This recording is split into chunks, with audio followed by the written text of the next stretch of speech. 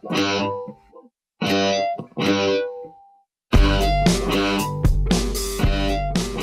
there, it's Phil. Welcome back to the show. This is the Phil Vischer Podcast. I am here with no one. Everyone has abandoned me. I'm alone on the set. Christian Taylor had a gig today, so she's down in the city recording some voiceover for something. And Skye Jitani is in South Korea. As we speak, he tweeted that he was trying to figure out how to use the toilets in South Korea, which apparently have a lot of buttons and a lot of options. And he's not used to that. He's a simple toilet man in a complex toilet peninsula. And I'm going to sing the theme song. Hey, it's a podcast. What do you know? Hey, it's a podcast. And we have video. Hey, it's a podcast. So lend an ear. The Phil Vischer Podcast starts right here. Oh, we won't talk to Skye nor Christian too, because they've all abandoned me and left me here alone with you. But I do have a guest. Hey, it's a podcast. So lend an ear. The Phil Vischer Podcast starts right here. The Phil Vischer Podcast starts right here.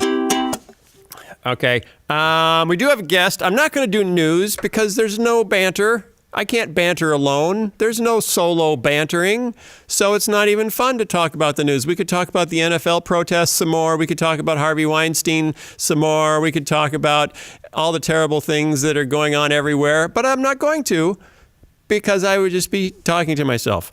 And that's just not fun. So we'll wait till Skye gets back next week. Is he back next week? This guy back? We're not even sure. We don't know when he's coming back. What if he gets stranded on the... This is not a good time to be stranded on the Korean peninsula. Can I just go out on a limb and say that? We hope he's okay. I have a guest today. We've wanted to have him on the show for a while. Mostly just because he has a great name. So many people we have on the show just have boring names, and our guest has a great name. It's Miroslav Volf. He is the Henry B. Wright Professor of Systematic Theology at Yale Divinity School. He's the founding director of the Yale Center for Faith and Culture in New Haven, Connecticut. He's the author of a whole mess of books, and we'll talk about a couple of those. He has interests in culture, Christianity, globalism, economics, more culture, more Christianity. He was born in Croatia, grew up over there when it was Yugoslavia, right? Correct. Correct. And so he's got all sorts of fun stories to tell. He, first of all, hi. Are you here? You're here, yeah. Oh, and my phone is ringing. No, go away. I'm not going to answer my phone. See, he was worried that we're too formal, and we're not at all. Miroslav, how are you? I am doing well. How about you? Good. Are you in your office at Yale? I am sitting in my office. Very cool. It looks like a lovely little office. And you've been there since, how long have you been at Yale? Almost 20 years, 19 years or so. Wow. So is it like at Disney, when you work at Disney and you get a little name tag and then it shows how many years and you get little like gold stickers for years? I think that would be a great idea. I think we should introduce that. Because my seniority would be very high. There are very few folks actually who have been at the Divinity School who've been there as long as I have. Yeah, so, I bet. geez. I bet you have more freedom. Can you go into places on campus that other people can't go into because of your seniority? Yeah. Once you get to year 15, you have a special key designated for special rooms, right? That's fantastic. I love it. Okay. You wrote a book called Flourishing, Why We Need Religion in a Globalized World. And you gave a TED Talk based on that book that I watched, which was pretty cool. So anyway, I thought this would be a good place to start. If you could, as you're thinking about globalization, you're thinking about religion and how it's, we're hearing a lot lately how we'd all be better off without religion, that it makes people fly airplanes into buildings, and it makes people oppose science, and it makes people oppose women's rights. And then you come out and have the audacity to say that we need religion in a globalized world. Would you like to support that contention? Yeah, no, no, really would like to support that contention. Obviously, there are negative dimensions to religions, and they spring to our minds immediately as we think about religion. And you have mentioned some important candidates for religions being rather problematic phenomena. But at the same time, I would want to argue that religions are ambiguous, that there are also long histories of certain goods that religions have advocated. And certainly I would venture to say that this is true of the faith that I myself embrace. And it seemed to me that as I was thinking about great world religions, there's one thing they argue and bicker about lots of things. And personally, I think that this bickering is not bad, because if it's about substantive issues, and substantive issues for me concern the kind of the shape of human living, but they agree on one very important thing, and in that one very important thing, they differentiate themselves from a kind of prevalent de facto secular culture. And I don't mean here kind of secularism of explicit denial of God. I mean kind of secularism that we live, even when we affirm that God exists, we live as if God didn't exist. Right. Functional atheism. We're kind of functional atheists, right? I think there was a German philosopher who said that modernity is an age in which only the world can be the case. I think modernity is even more an age in which we all act as if only the world were the case. Okay. Right? Okay. So this is kind of functional, practical. So why wouldn't we be better off if we all just behaved like happy secularists? Why wouldn't the world be better if we were all Swedish? It may be better. It may be better in some regards, but we humans, I think, are wired for transcendence. We're wired to we're creatures, to use a Nietzsche's terminology, which he opposed. We're creatures of two worlds. Yeah. Mundane and transcendence. We are kind of distended between these two worlds. One foot on earth, one foot in some sort of heaven. Some sort of heaven, and I think one of the ways in which the great tradition have emphasized this is that we in the Christian faith and Jewish tradition expresses it with the idea that we do not live by bread alone. And living by bread alone would be my argument.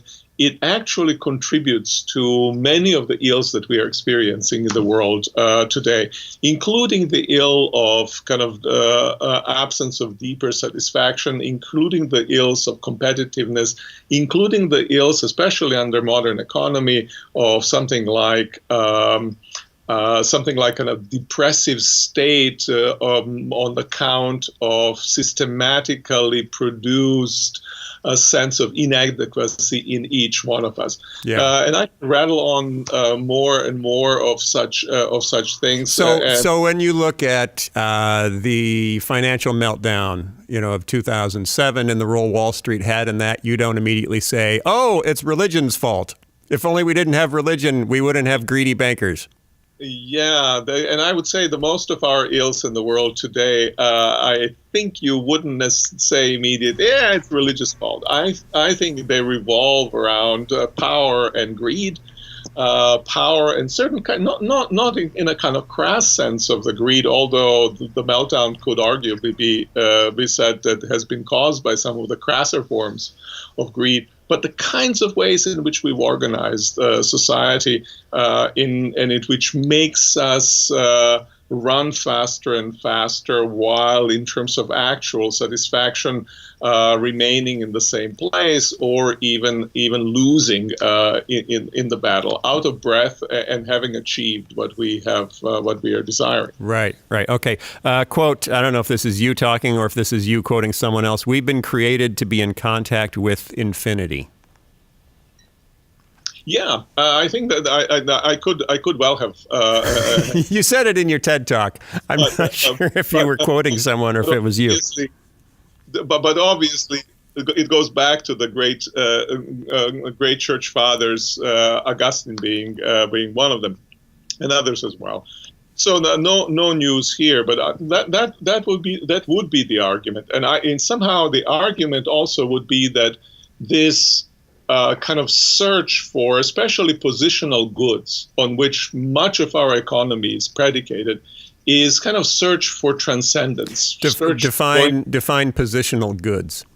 So positional goods are goods that whose function is primarily to set you apart from somebody else. So, example, arguably, though we can argue about it, to get an iWatch is a useful kind of thing. It's a beautiful toy, but it's a useful kind of toy. Now, but to get a gold iWatch, okay. That's about $10,000 versus $500, right? Yeah. Now that's a kind of pure positional good. That gold Apple Watch doesn't give you, in terms of functionality or in terms of even aesthetic, very much more, but it sets you apart as one of the very few who can afford to wear that stuff. We might see that in automotive purchases as well, might we? Yeah, you can see it in fashion industry in terms of clothing. You can see it in housing. You can see all over the place. Right? Yeah. You can see it in educational industry as well. You can see it all over the place. We kind of want to assert ourselves, project ourselves as superior, as somehow satisfy that longing that we have for affirmation, by projecting ourselves as superior on account of ever-increasing goods of whatever sort that we possess, because we have placed ourselves in a competitive setting. Yeah. One of the central questions we need to answer that you think religion can play a huge role in answering is the question, what does it mean to live well in the world today? Can you unpack that a little bit? How does religion help us answer the question of living well? I think that the great religions, and by the way, also the great philosophical traditions, are all of them in different ways an account of what it means to live a responsible life. Nietzsche's philosophy is one of those as well. So is utilitarianism, but so is Buddhism, so is Christianity, so is Islam, and so forth, right? And I think what they provide for us, and especially the world religions, they provide us kind of repositories of deep reflection. Even if you don't believe in revelation, I do. But even if you don't believe in revelation, they provide us with depositories of deep reflection of what it means for human beings to live their lives well. And I think debates about those issues are really very important for us. And one of the things that we have unlearned to do, or one of the things that we have left by the wayside, is a serious discussion about what is it that gives meaning to our lives. What is it that makes for a life that is worthy of truly being lived. And it's these kind of discussions that I think great religions bring to fore. Again, some of them function merely as markers of identity, but to the extent that they're taken seriously, I think they bring that discussion to fore, and it's this debate that it's, I think, worth having. Yeah. When did you move to the U.S. Full-time? Oh, I moved full-time to the U.S. in 91. How old were you? I was, 91. How old was I? I can't quite calculate. You're like 10 years older than I am, so I was 50, like 30. 56. Okay. So how did you notice, what differences did you notice in how people answer the question, what is a good life, coming to America versus your background in Europe and Yugoslavia? That's a very, very good question. I think I left at different stages of my life in Yugoslavia. I would say different things, But when I left, I think the difference wasn't that great, in fact, because that has been just when the democratic changes have occurred, and as you know, downfall of communism, which I think was the right thing for it to fall down, right, and be pushed a little bit too as it was falling down. But the main motive was kind of the East Bloc countries looking to the West and finding all sorts of cool gadgets as well as useful things that were being produced by market economy, so that this kind of identification with Western style of living was prominent there. But at the same time, in earlier years, I lived in a situation where, in the stores we used to kid, that there are generally choices between 2 or 3 things, and 1 or 2 of them were missing. So you bought what you needed to buy. You had more time to do other things. When I came to American supermarket, I said, "Whoa, come on! Somebody reduced this complexity for me. Why do I need 15, 20, 30 brands of cereal? Come on." Yeah. And now we have 15 different kinds of toothpaste that all say Crest on them, which I don't even know. Okay. Because that's what a good life is. A good life is finding the exact specific toothpaste that will make you happy. I think that's right. Thank you. Okay. Can I quote you on that? For my new book? Okay. Smiley face next to if it. You talked about, I assume this is in your book, it was also in your TED Talk, you talk about the difference in an object when it's been a gift, like the pen your father gave you, as opposed to just a pen, and how that, when you look at God giving us the earth, how it imbues that, when it makes that a gift, how different it becomes. Can you unpack that a little bit?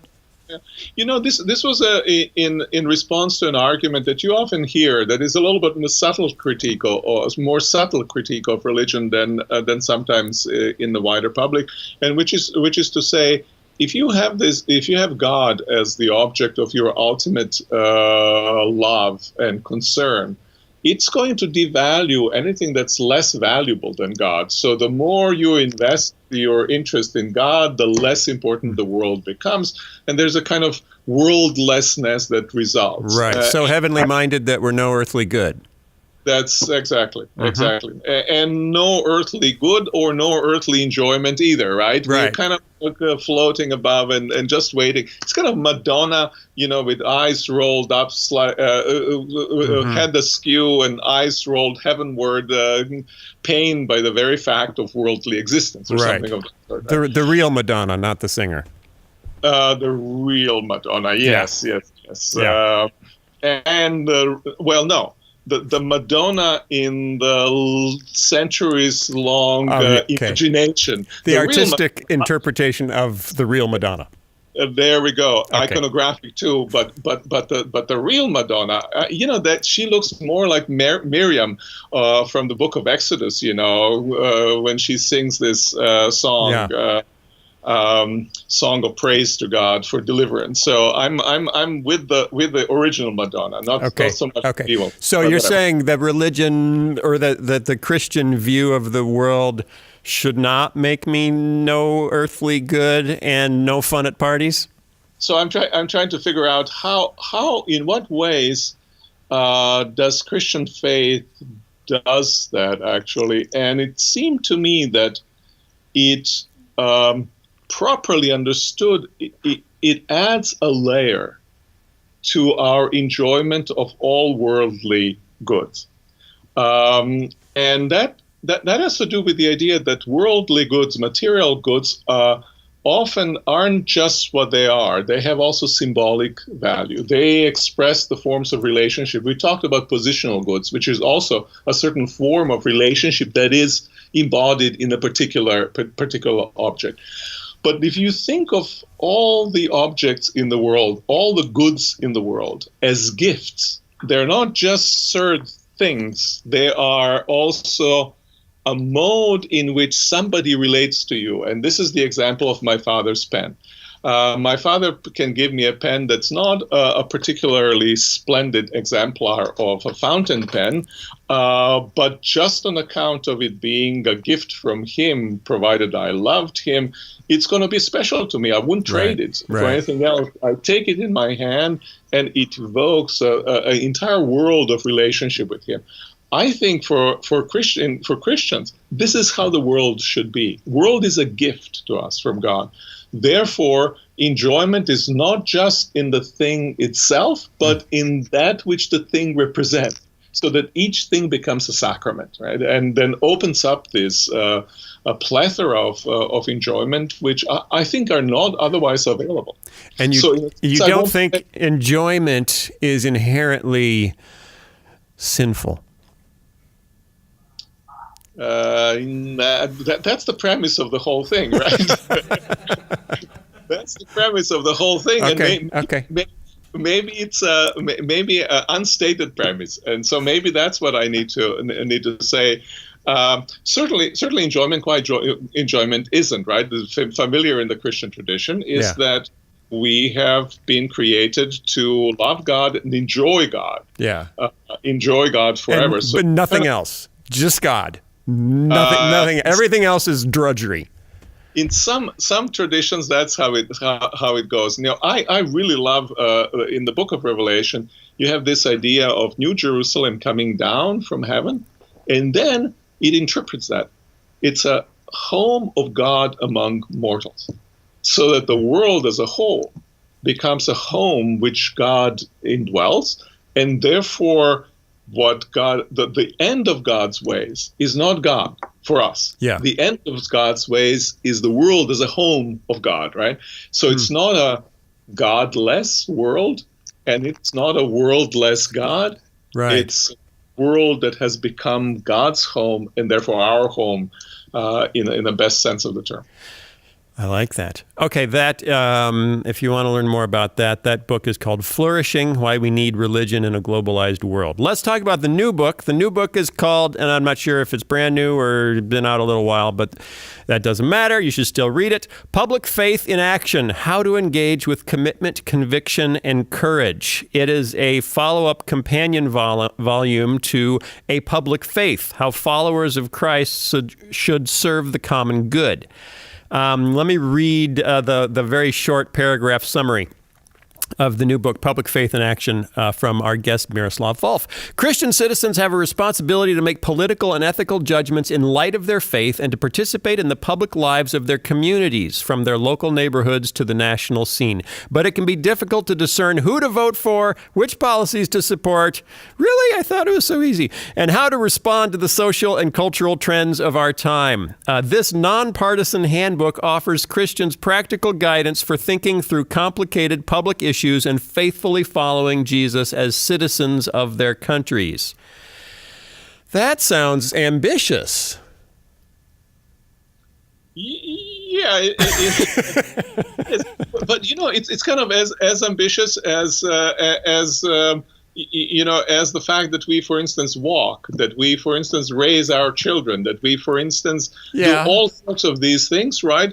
When you step back and you want to theorize all of them, it's extraordinarily ambitious thing, and yet we do. So the issue is not so much to make you do some really terribly ambitious thing, but to help you do what you do in any case better. Yeah, okay. That's the goal of it. Okay, so here's, these are some of the topics. It's really interesting. I was reading the book last night, and it lays out how Christians can relate to their, what are their public roles and how do they relate to the society that they find themselves in, and then specifically goes into, there's a little chapter on each of these topics. So if any of this sounds of interest to you, pick up the book. Here are some of the chapters. Wealth, the environment, education, work and rest, poverty, borrowing and lending, marriage and family, new life, health and sickness, aging life, ending life, migration, policing, punishment, war, torture, freedom of religion.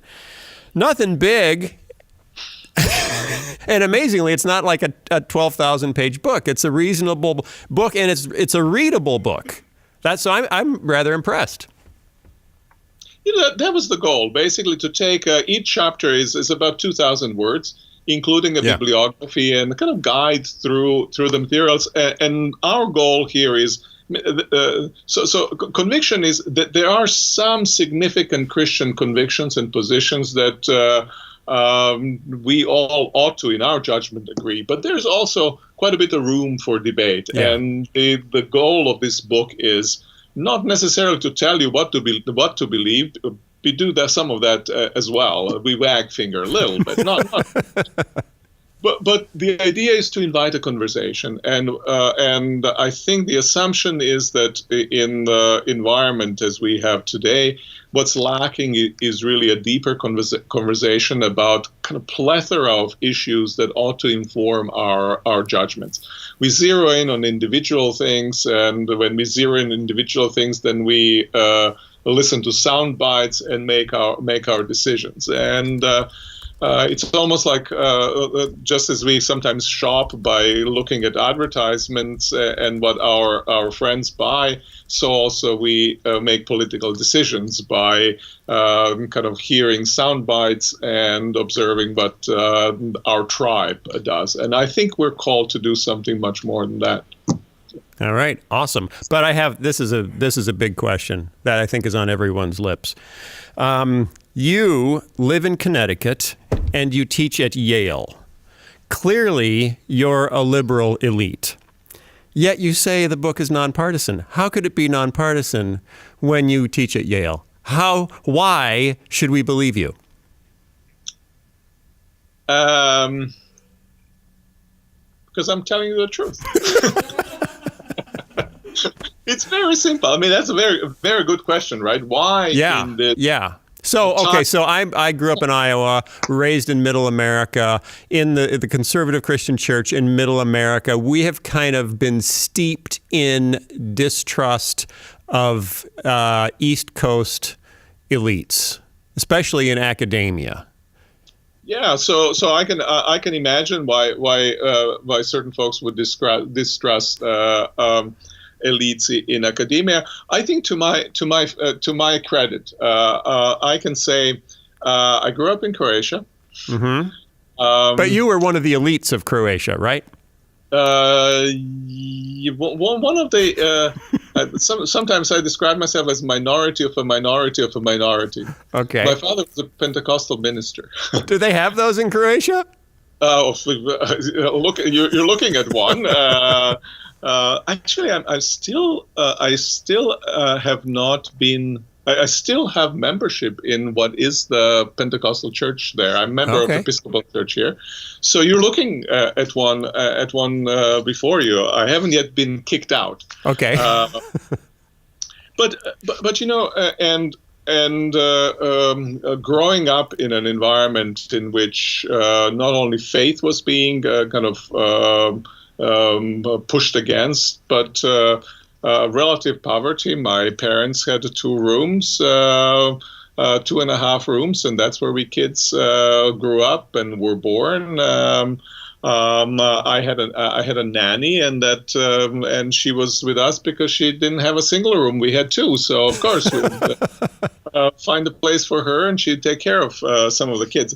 So I think I bring to the perspective on American politics. I'm an American citizen, but I bring perspective also from how it looks from other parts of the world, and I think that's really important. I think for us to keep in mind.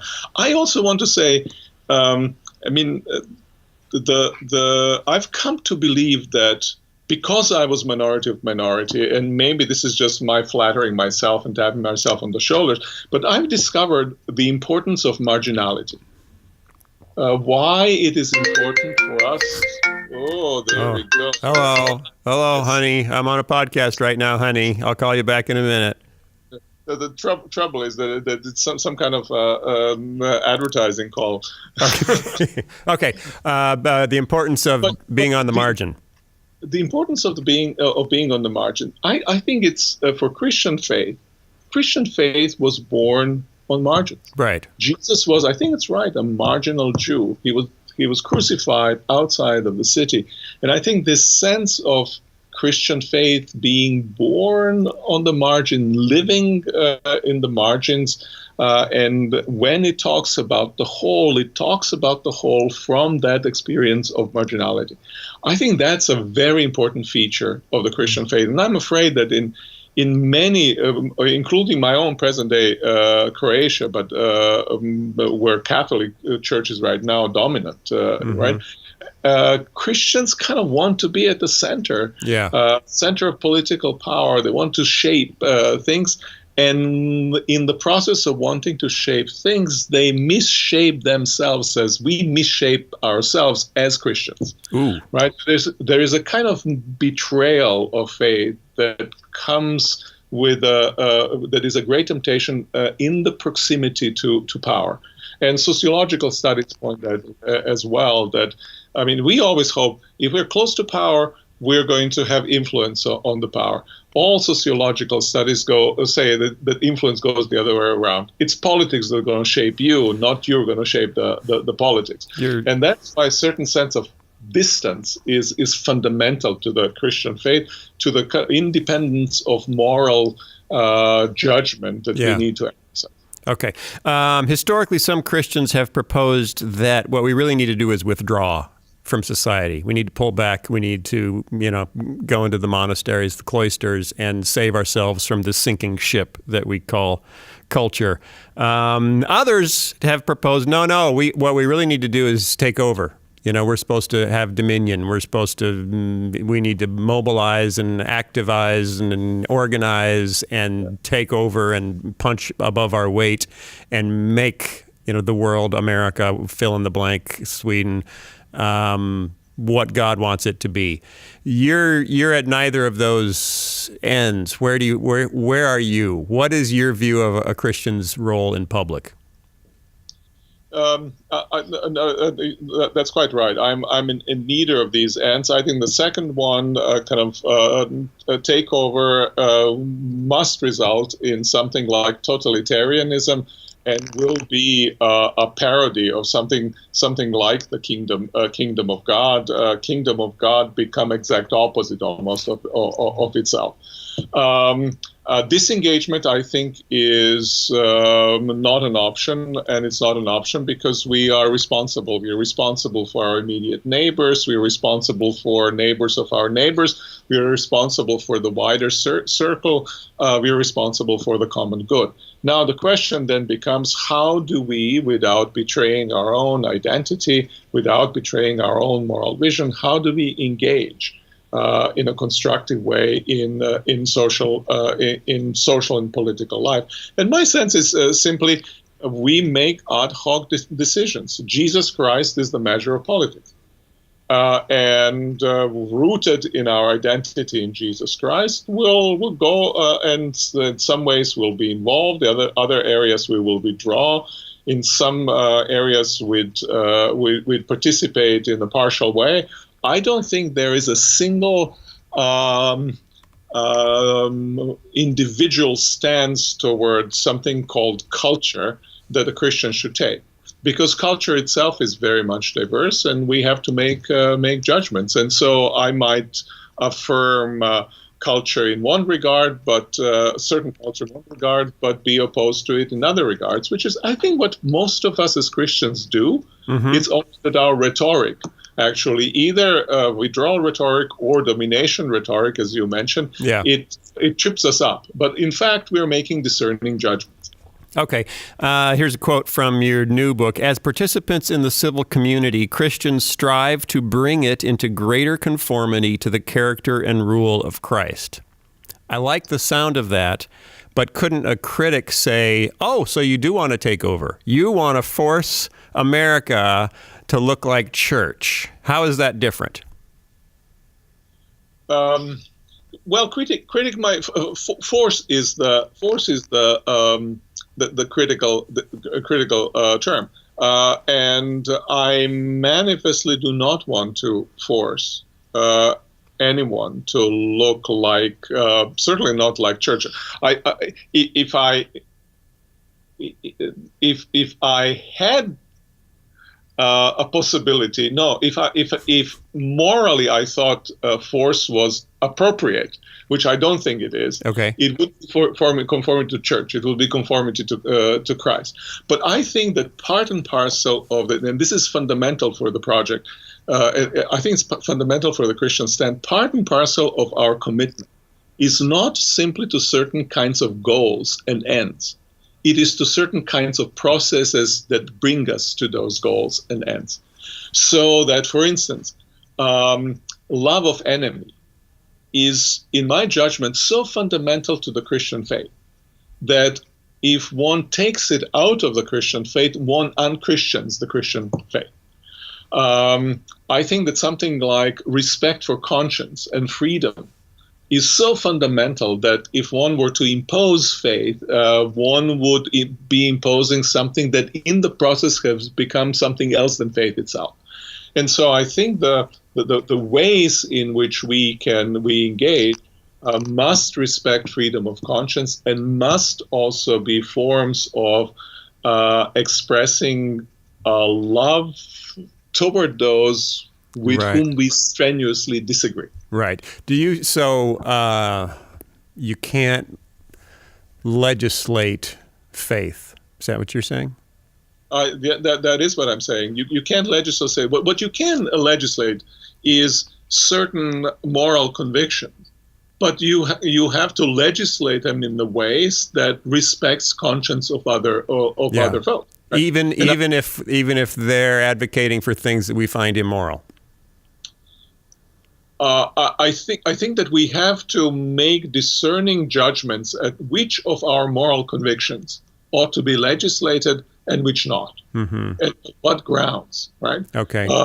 And I think we have to keep in mind also that we, just about all of us, live in a pluralistic environment, and therefore respect for the conscience of those who strenuously disagree with us, whether they're atheists or they're Muslims or they're Hindu, is a significant Christian good. This is not something that kind of attenuates my Christian convictions. To the contrary, it is something that my Christian convictions demand from me. I'm not making a compromise when I respect conscience of other people, when I don't oppose Christian faith. I am enacting Christian faith. But what if they're wrong? They are wrong. My problem is not saying that somebody is wrong. Yeah. I take it that that's a mutually agreed upon conviction. If I think they're wrong, they think I'm wrong. Okay.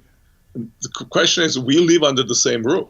I'm wrong. Yeah. From your side, you're wrong from my side. How do we live as those created in the image of God? Yeah. Under the same and roof. You're saying that evicting them so that we can be more homogeneous and get along is not Christian or not democratic? I could easily argue that it's more democratic than that it is Christian. I think it isn't Christian. It profoundly is not Christian, right? Okay.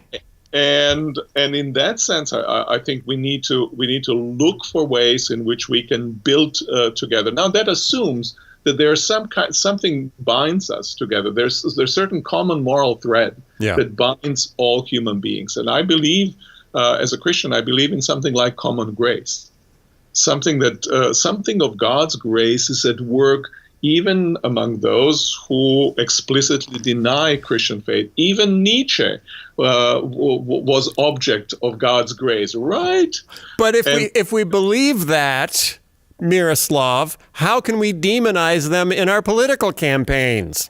That's a problem now that we have. Now you got me now. Since we demonize. Okay, Yeah. I have a couple of short questions as we head near the end. Looking around the church today in North America, what worries you? What are you concerned that you're seeing today? Oh wow, that's a very good question. What I am concerned is. One concern, I have two concerns, and they're almost like a mirror images of each other. One concern is that faith in Christ is becoming irrelevant to us. Christianity or religion functions as a kind of a club, as a kind of common cultural meeting place, as sometimes performance-enhancing drug. Right? You kind of need a little boost, and so you pray. It's there like we go. 5-hour energy.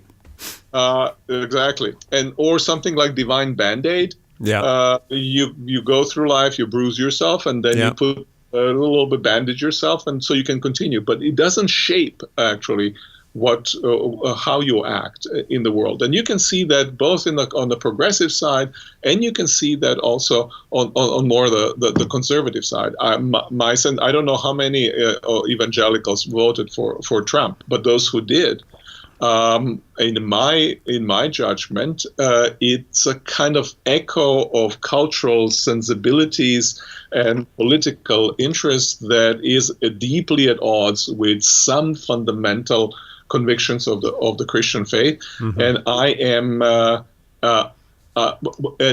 and what concerns me the most in all of this is this, and I've seen it in many areas, is that Jesus Christ has become, even for Christians, a moral stranger.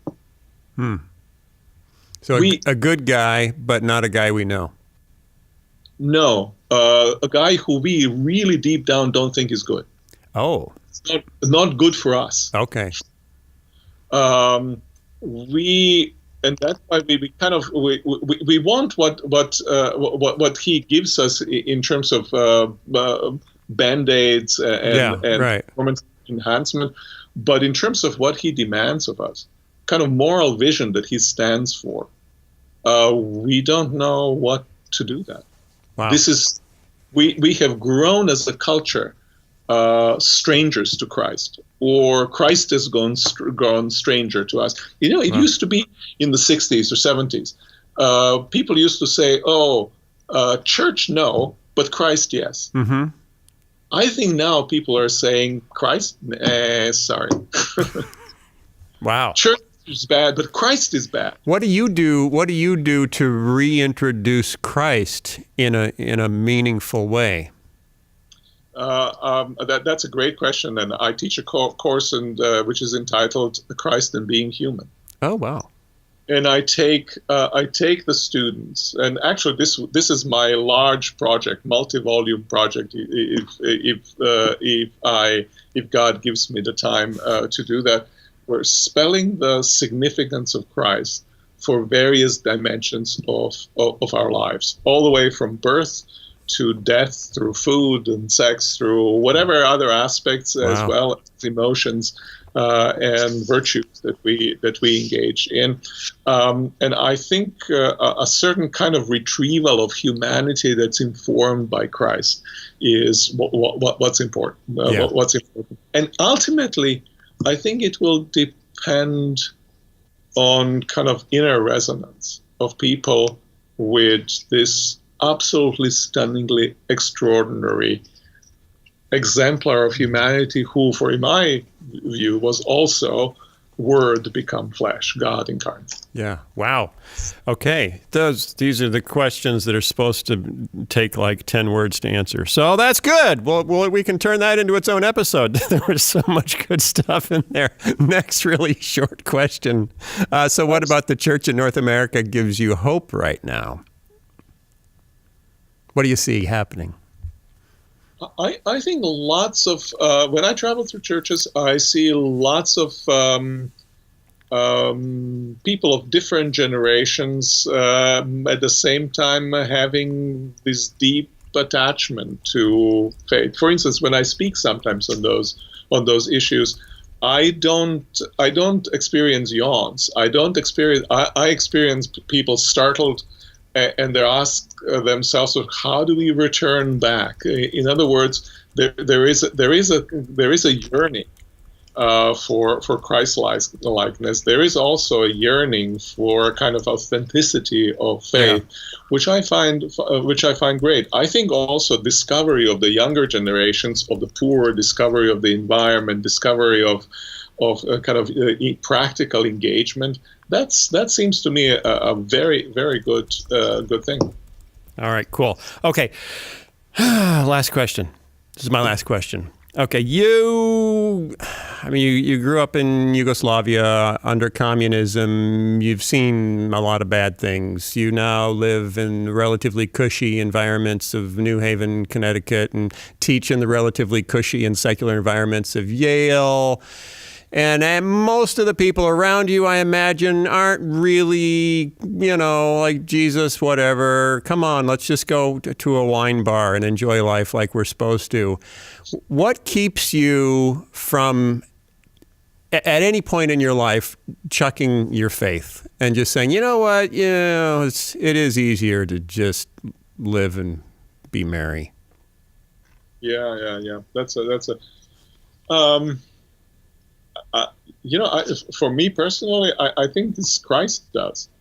I have been kind of gripped by Christ, and I think I've been gripped because I've been first gripped by the lives of some very ordinary saints who have lived a life of devotion, life of introspection, life of kind of, with all the stumblings that they do, life of integrity and search for being truly what they would put truly pleasing to God. Yeah. And those were beautiful lives. And those are beautiful lives in an environment which could have easily produced embittered, angry souls. And yet there is this, out of the swamp of surrounding area, there is this beautiful flower. Mm-hmm. Who are a few of your favorites? I'm talking right now about my mother. I'm talking about okay. About ordinary saints. I'm talking about my nanny. I'm talking about folks that I knew in my father's Pentecostal church, which had a conglomerate of varied characters. It's amazing. It's great to grow as a preacher's kid. You know the church in the way that or society in the church in the way that otherwise you wouldn't. But I'm talking about ordinary people in ordinary lives who are shining and doing something beautiful. If you look down deep down, that's what keeps me trying to do the same thing and trying to articulate their lives for those who may not find them as attractive as I think they ought to be. Yeah, they ought to be considered. Yeah. My family has 4 or 5 generations of pastors and missionaries and some of the most amazing people, that I got to know and just see how they glow, and then there's people, I got to share an ice cream cone with Dallas Willard, and that was like a highlight of my whole life, and just last week we interviewed N.T. Wright for the podcast, and there are people like that. You don't find that many in their 30s, I discovered, that are glowing. It takes more life. Why do? I was going to ask you, why do you think that's the case? It takes more life. It takes a few decades to live a life with Christ, where you can actually see, so these 70, 80-year-old retired missionaries that I grew up around, they would just glow. You didn't need to turn the lights on when they were in the room. It was the same way Dallas Willard is about 2 years before his death, near the end of his life, and he just glowed. So that's like what I want, and it's not. I don't think it's something you can achieve in a big rush. You can't. You walk into it. You don't turn it on. Yeah. No, that's exactly right. All right. Okay, sing something for us. All right, I got to sum this up. I made a few notes while you were talking, and we'll see if I remember what they mean.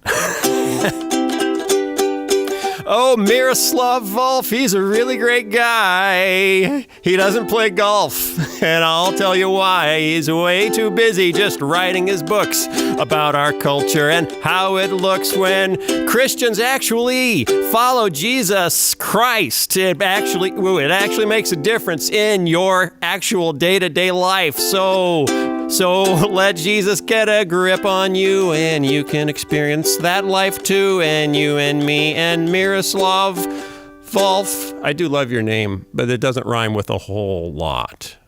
I know. Challenge. I'm challenged for not just poets, for many people. Yeah, I sent my brother. My brother's a dean of a law school, and he's a fan of yours. And I sent him a note. I said, I'm interviewing Miroslav Volf tonight or tomorrow, and he said, well, I can't wait to hear you rhyme his name with golf. And so I did. That was for you, Rob. So thanks, Miroslav. Okay. Thanks for being on the show. That was awesome. I really appreciate it. How do people learn more about you? I'm on Twitter, I'm on Facebook, but I think Yale Center for Faith and Culture, if you look at our website, at the Divinity School, basically it's Yale's, what is it? Just Google Yale Center for Faith and Culture. Just Google it, and you'll find the website. And your books are all on Amazon, I assume? They are. All right. Go to Amazon. Check out Miroslav's books. If you're in Connecticut, go look him up. Stop by his house and knock on the door. And next week, I think Sky will be back. I'm pretty sure Christian will be back, or it might just be me talking to the wind. Thanks for coming. Thanks for being here, and we will see you next time. Thanks, everybody. The Phil Vischer Podcast is produced by Phil Vischer Enterprises and recorded live at Jellyfish Lab Studios. This episode was edited by Jason Rugg and was fact-checked by absolutely no one. For more information, go to philvischer.com.